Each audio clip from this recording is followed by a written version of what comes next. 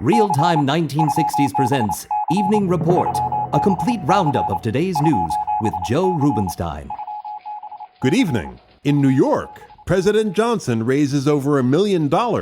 In California, Ronald Reagan speaks out.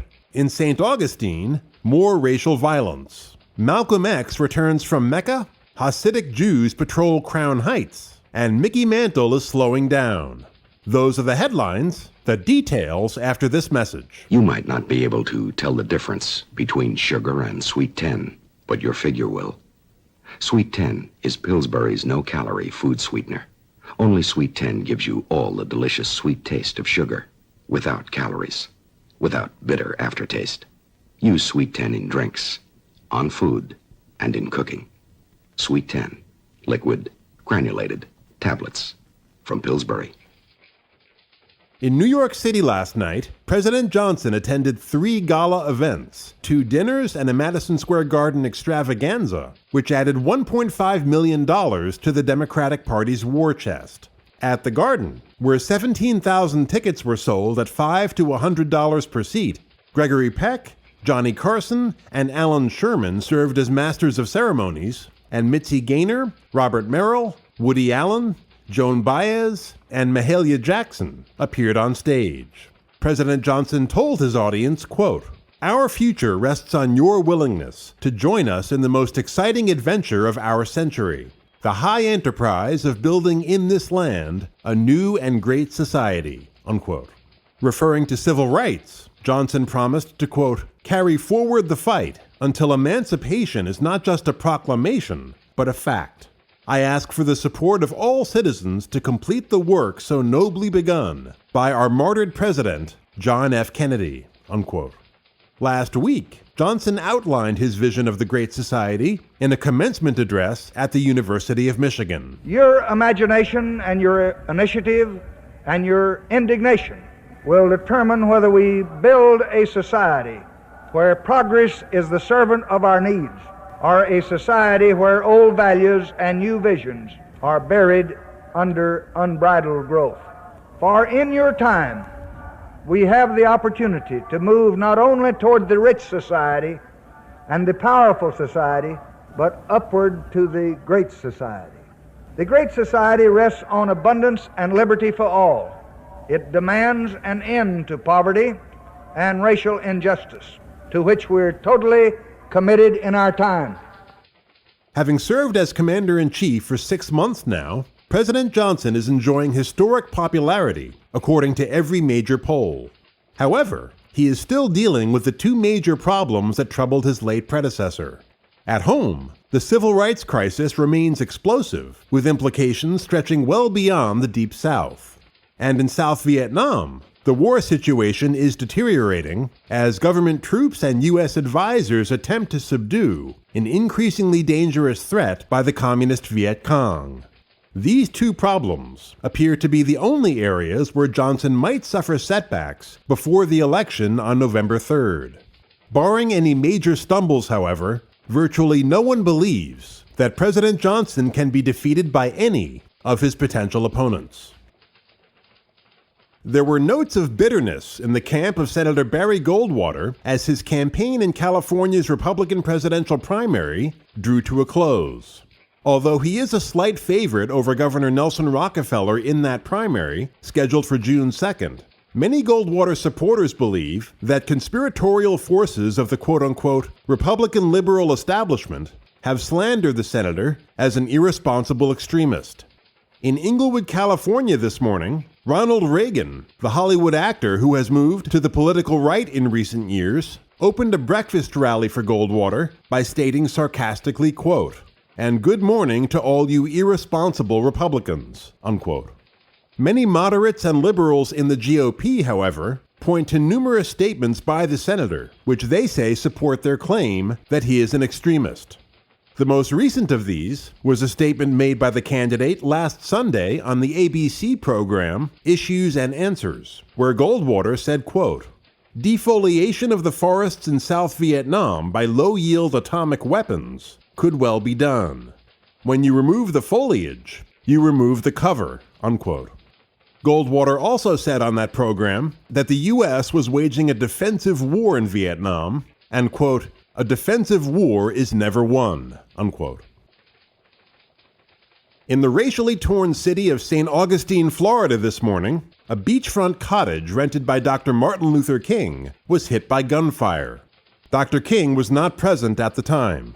The incident followed a midnight clash of Negro demonstrators, a group of whites, and police, which sent 2 men to the hospital.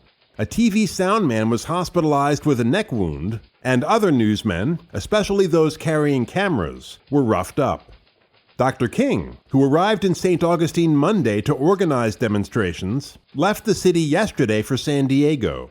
Upon arriving in California, he was asked if these incidents indicated a new outbreak of violence in the civil rights struggle. Well, it does indicate that there are still recalcitrant forces alive in the South that will do anything to prevent integration. We started a strong push to desegregate facilities in the oldest city of the United States just last Wednesday, and this is a result of the violent reaction to that move. The Klan is rather strong in that area, and it has been very active, and I think this is the beginning of a reign of terror, and I have apprised President Johnson of this through a telegram that I just sent, stating that several acts of terror have taken place. Some of my staff members were beaten last night. They shot in their automobiles and then went and shot in the cottage that I had just rented for our staff for the months that we will be working there. So I think it is a critical problem and one that should bring about action from the federal government. He was asked if serious bloodshed was possible if the pace of civil rights progress did not pick up. Well, I hate to predict violence because I've found in so many instances that the constant prediction of violence is an unconscious invitation to it. But I must be realistic. If there is not a strong move to do something about the injustices that Negroes face, if there isn't something dramatic done, if the Civil Rights Bill does not pass with strength, I'm sure that it will so increase the discontent, the restlessness, the frustration, and the despair of the Negro that it will be much more difficult to keep the struggle disciplined and nonviolent. Turning to politics, Dr. King was asked if the strong performance of Alabama Governor George Wallace in several presidential primaries this year showed a public reaction against the civil rights movement. I think this is a reaction from many people who have never been committed to civil rights. I don't think it means a setback or what some refer to as a white backlash. The fact is that many of these people have been out in the middle all along, neither pro or anti, and now they're forced to face the issue in a way that they've never faced it before. And they find that they have many more latent prejudices than they realized. I think the other thing in the Wallace showing that we must see is that prejudice is not just a sectional problem, it's a national problem. And I think it may be a blessing in disguise in that it will cause people of goodwill to realize that much more must be done to get rid of this festering sore of segregation. Finally, he was asked to rate the Republican candidates in California, Governor Rockefeller and Senator Goldwater, on the issue of civil rights. Now, Governor Rockefeller has made it clear to the national public, and he's made it clear to me in private conversations that I've had with him, that he's committed to civil rights in general and to the Civil Rights Bill in particular. He has evinced broad humanitarian concern, and the Rockefeller family generally has given support to civil rights. Now, Mr. Goldwater has also made his position clear. He feels that the matter of civil rights should be left to the states, and this means that you leave it to Mr. Wallace of Alabama and the Bonnets and Johnsons of Mississippi. And I just don't think this matter can be left in the hands of such races. So I don't think Senator Goldwater can be considered a strong man in civil rights. I'll have more news for you after this message from Ronald Reagan on behalf of Barry Goldwater's presidential campaign. I asked to speak to you because I'm mad. I've known Barry Goldwater for a long time. When I hear people say he's impulsive and such nonsense, I boil over. Believe me, if it weren't for Barry keeping those boys in Washington on their toes, Do you honestly think our national defense would be as strong as it is? And remember, when Barry talks about the way to keep the peace, when he says that only the strong can remain free, he knows what he's talking about. And I know the wonderful Goldwater family. Do you honestly believe that Barry wants his sons and daughters involved in a war? Do you think he wants his wife to be a wartime mother? Of course not. So join me, won't you? Let's get a real leader and not a power politician in the White House. Vote for Barry Goldwater. Here again, Joe Rubenstein. At the Chicago Opera House Saturday night, Malcolm X told a racially mixed audience of 1,500 that he now rejected separation of the races as a goal because of a spiritual rebirth in which he had found a new kind of brotherhood. In a debate with Negro author Louis Lomax, Mr. X, 39 years old, said he had altered his views during a 5-week tour of the Middle East and Africa, during which he visited Mecca, adding, quote, "I saw a spirit of unity and brotherhood between blue-eyed blondes and dark-skinned Negroes that I have never seen before. In the past, I committed myself to the indictment of all whites, but no longer do I subscribe to a sweeping indictment of any race," unquote. Mr. X, a former leader of the New York Mosque of the separatist Nation of Islam, broke with that group earlier this year. Upon returning from his recent tour, he informed a New York press conference that he had adopted the Muslim name El Hajj Malik El Shabazz. He was asked if he would now use this name and drop Malcolm X. I'll probably continue to use Malcolm X and I'll probably use it as long as the situation that produced it exists. My going to Mecca and going into the Muslim world, into the African world, and being recognized and accepted as a Muslim and as a brother may solve the problem for me personally. But I personally feel that my personal problem is never solved as long as the problem is not solved for all of our people in this country. So I remain Malcolm X as long as there is a need to protest and struggle and fight against the injustices that our people are involved in this country. Mr. X was asked if he would now work toward integration in this country. They haven't even got integration right here in New York City. You have worse integration problems in the North than they have in the South. So if it doesn't work if you can't bring about integration in New York City as international, cosmopolitan, up-to-date as it's supposed to be, you will never get integration anywhere else in the country. Finally, he was asked if he still favored one of his more controversial recommendations, that American Negroes purchase rifles and form rifle clubs for the purpose of self-defense. I don't see why that should be controversial.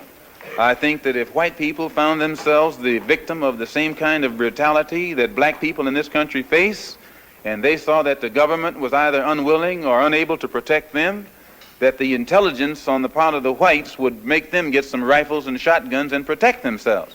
Now, Negroes are developing some kind of intellectual maturity too.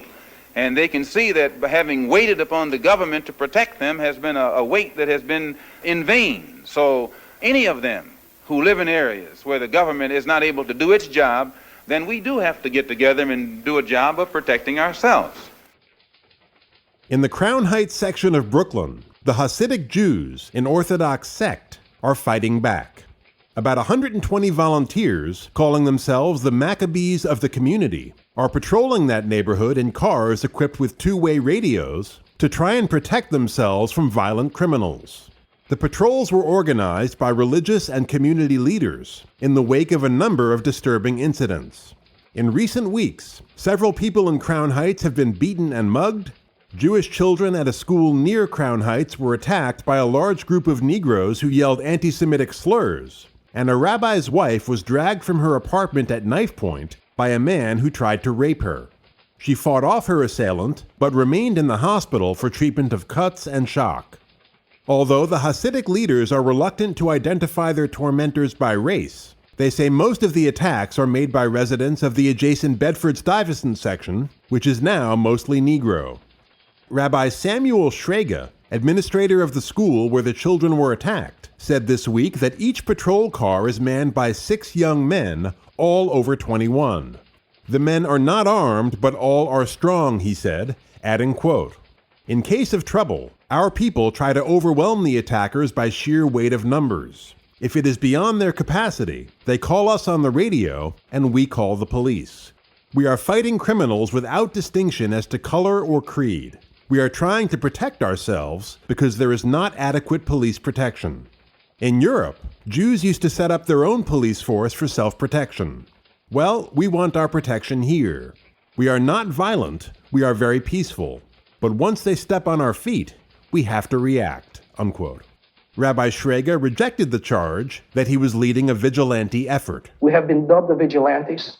Of course, we are not vigilantes. I abhor the word vigilante. We are safety patrollers. We patrol the streets, spotting crime. We carry no arms. We carry no lethal machinery. This week, Jewish residents of Crown Heights spoke out in favor of the patrols. I think it's a wonderful thing that people are giving up some of their free time this way, and I think it's doing nothing but good. I don't see any harm in it. The patrol was set up in order to have people be able to go out in the evening and feel that they can be walked home without being frightened, and they can walk the streets without being frightened. Non-Jewish volunteers, 12 whites and 8 Negroes at the present time, have volunteered to man the cars on Friday nights, the Jewish Sabbath. New York Deputy Police Commissioner Walter Arms said the patrols did not have the department's blessing, but there was nothing illegal about a group of citizens organizing for self-protection. Of course we'll cooperate. Where they make reports to us, we'll accept them, we'll act on them.